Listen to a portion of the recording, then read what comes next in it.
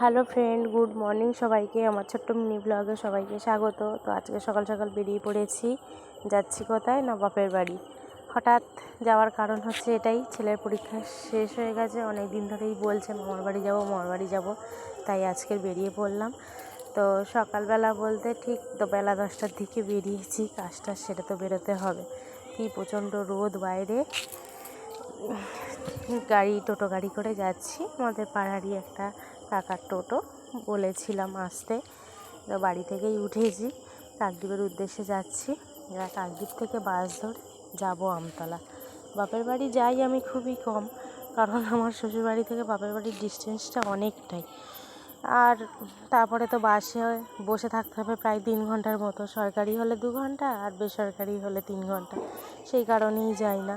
তারপরে তো জ্যাম এটা ওটা আছেই। তো দেখো, কথা বলতে বলতে চলেই এলাম বাস স্ট্যান্ডে। এসে কলকাতা বাসে উঠে পড়েছি। সামনের দিকেই সিট পেয়েছি, বাস ফাঁকা ছিল। বাস অবস্থা পুরো আমতলা পর্যন্তই ফাঁকা ছিল, পুরো ফাঁকা বাসে এসেছি।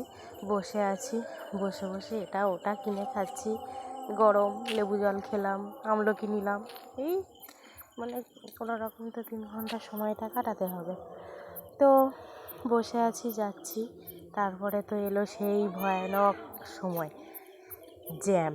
পুরো সরিষা থেকে আমতলা পর্যন্ত প্রায় 1 ঘন্টা জ্যামে বসে, কি বিরক্তিকর বিষয়। তারপর দেখো, আমতলার একটু আগে বসে থেকে থেকে আর ভালো লাগেনি, নেমে পড়েছি। নেমে হেঁটে হেঁটে যাচ্ছি, কতক্ষণ বসে থাকবো বলো।